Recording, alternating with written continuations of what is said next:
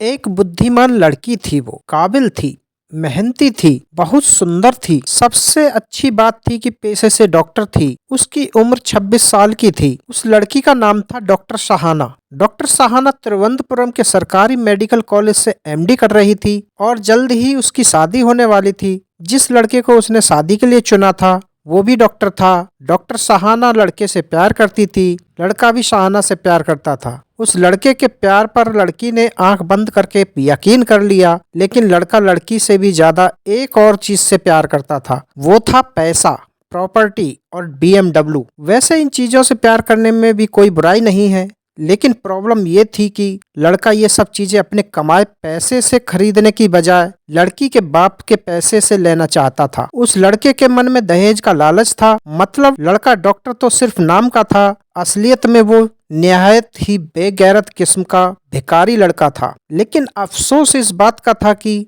ऐसे बेगैरत लड़के को दो जूते लगाकर दफा करने की बजाय लड़की ने आत्महत्या कर ली। एक दिन वह अपने अपार्टमेंट के कमरे में बेहोश पड़ी मिली। साथ में एक सुसाइड नोट था जिसमें लिखा था, हर किसी को बस पैसा चाहिए। घर वाले तुरंत अस्पताल लेकर जाते हैं, लेकिन वहां पहुंचने से पहले ही वो मर चुकी थी। दहेज के लोभी लड़के ने 150 सॉवरेन गोल्ड, 15 एकड़ जमीन, एक BMW कार की मांग कर दी। उस लड़के को 50 सॉवरेन गोल्ड, 50 लाख रुपए की प्रॉपर्टी और एक कार देने पर सहमति तो पहले ही बन चुकी थी।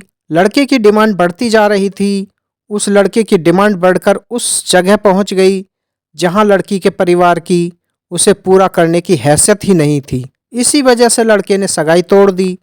लड़की का दिल ये सोचकर टूट गया कि लड़के ने उसे पैसे के लिए छोड़ दिया। एक हंसती मुस्कुराती, प्यार की उम्मीदों और सपनों से भरी जिंदगी बस यूं ही एक पल में खत्म हो गई। जिंदगी खत्म होने की वजह लोग कह रहे हैं कि दहेज है। ठीक है, दहेज एक सामाजिक बुराई है, दहेज खत्म होना चाहिए। दहेज पर नैतिक और अनैतिक की बहस करना बच्चे को ABCD पढ़ाने की तरह लगता है। और वैसे भी सहाना की मौत की वजह दहेज प्रथा नहीं है। अगर सहाना की मौत का असली जिम्मेदार दहेज नहीं है तो फिर कौन है? वो लड़का जो दहेज मांग रहा था और मनचाहा दहेज न मिलने पर उसने रिश्ता तोड़ दिया। मनुष्यता और मेडिसन दोनों के नाम पर कलंक। वो लड़का 2 कौड़ी का इंसान तो है, लेकिन वो सहाना की मौत का जिम्मेदार नहीं है। लड़कियों के साथ होने वाले इस तरह के हर हादसे की सबसे बड़ी तरसादी ये है कि असली हत्यारा न आइडेंटिफाई हो रहा है और न ही इसके लिए कोई सजा मुकर्रर हो रही है। सहाना की मौत की असली जिम्मेदार उसके माता पिता,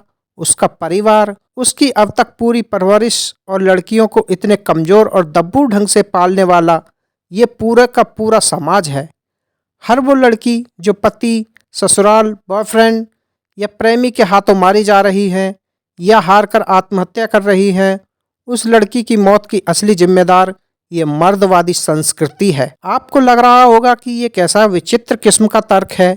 ये तर्क बिल्कुल सच है, और ये सच इसलिए है क्योंकि मरने वाली उस लड़की को 26 साल की उम्र तक उसके माता पिता और उनका समाज परिवार जिंदगी का ये बेहद बुनियादी सबक नहीं सिखा पाए, जो मैं आपको पॉइंट में बताने जा रहा हूँ। लड़की अपने आप को सबसे काबिल और इम्पोर्टेंट समझे। लड़की अपनी रिस्पेक्ट करे।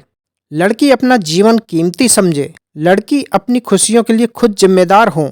शादी करने वाले को 1 रुपया भी नहीं दें। लड़की किसी आदमी की जरा सी बदतमीजी, दुर्व्यवहार और अपमान बर्दाश्त नहीं करें। मेरी आत्मनिर्भरता और आत्मसम्मान से बढ़कर और कुछ नहीं। लड़की दुनिया में अकेली नहीं है। उसके माता पिता, उसका परिवार हमेशा लड़की के साथ है। औरतों को संपूर्ण होने के लिए पुरुष की जरूरत नहीं, उसे सिर्फ साथ, दोस्ती और प्यार के लिए पुरुष की जरूरत है। और दहेज मांगने वाला लड़का न साथी है, न दोस्त है, न प्रेमी है। ये जीवन के कितने मामूली लेकिन कितने जरूरी सबक हैं। अगर ऐसे घर में सहाना का पालन पोषण हुआ होता जहां शादी में लड़की के जीवन की मुक्ति और पति में परमेश्वर का वास न होता, तो पहली बार मुंह खोलकर दहेज मांगने पर ही वो लड़के को 2 तमाचे मारकर सारा मामला रफा दफा कर देती। माता पिता की नज़रों में उनकी लड़की मूल्यवान होती तो पहले 50 लाख की प्रॉपर्टी दहेज में देने के लिए हामी भरने की बजाय मुंह खोलकर 1 रुपया मांगने पर भी लड़के को 2 तमाचे रसीद करके कहते कि तू तो 2 कौड़ी से भी महंगा है। अपनी मर्दानगी के दम और अहंकार में मुंह खोलकर दहेज मांगने वाला लड़का सिर्फ दहेज के मामले में घटिया नहीं था, वो जिंदगी के बाकी मसलों में भी संकीर्ण, लालची और घटिया ही रहा होगा। लेकिन मूर्खों की तरह और दबे कुचले ढंग से पाली गई इस देश की बहुसंख्यक लड़कियों की तरह सहाना ने भी उस लड़के की सारी घटिया हरकतों और आदतों को इग्नोर किया होगा। इस रिश्ते के रेड फ्लैग्स उसे दिखे ही नहीं होंगे या देखकर भी अनदेखा कर दिया होगा। घटिया मर्द एक दिन अचानक घटिया नहीं हो जाता। न सिर्फ एक मामले में होता है, जो लड़का और उसका परिवार दहेज मांग रहा है, वो लोग जीवन के हर मामले में घटिया ही होंगे। ऐसे घर में शादी करने से लड़की को खुद इनकार करना चाहिए था, और न सिर्फ इनकार करना चाहिए था, बल्कि उसे पब्लिकली एक्सपोज भी करना चाहिए था। आखिर हुआ क्या? लड़की ने अपनी ही जान दे दी, क्योंकि अपनी अब तक की परवरिश से उसने यही सीखा था कि शादी और पति ही हर लड़की के जीवन का अंतिम लक्ष्य है, चाहे वो लड़की डॉक्टर ही क्यों न हो। उसने ये नहीं सीखा था कि कभी अपमान बर्दाश्त मत करना, किसी के आगे सिर मत झुकाना, तुम पर उठी उंगली तोड़ देना, आंख मत झुकाना। ये सब सीखा होता तो मरने की बजाय डॉक्टर साहाना सोशल मीडिया पर ऐसे लड़कों के खिलाफ कैंपेन चला रही होती। कैंपेन नहीं भी चलाती तो कम से कम सिर उठाकर इस वक्त कॉलेज जा रही होती, अपनी ज़िंदगी जी रही होती, खुश होती, जिंदा होती।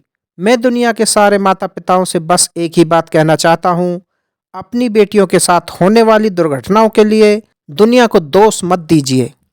दोष आप में है, दोष आपकी परवरिश में है। आप लड़कियों को डराकर दबाकर रखते हैं, इस तरह पालते हैं कि वो अपने मामूली से हक और सम्मान के लिए भी मुंह नहीं खोल पाती। आप उन्हें सहना सिखाते हैं, इसलिए जिंदा ससुराल भेजी गई लड़की लाश बनकर लौटती है। आप उसे हर ज्यादती को बर्दाश्त करना सिखाते हैं, इसलिए वो पति के हाथों पिटती है और आपको बताती भी नहीं। दिक्कत आपकी परवरिश में है। अपनी बेटी को बचाना आपकी जिम्मेदारी है। ये किसी पति, प्रेमी, बॉयफ्रेंड का काम नहीं, ये आपका काम है।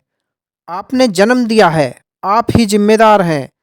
दोस्तों, इस कहानी को सुनाने का उद्देश्य किसी को परेशान करना नहीं है, किसी का दिल दुखाना नहीं है, बल्कि इस घटनाक्रम को सुनाने का मुख्य उद्देश्य आपको जागरूक करना है, आपको सचेत करना है।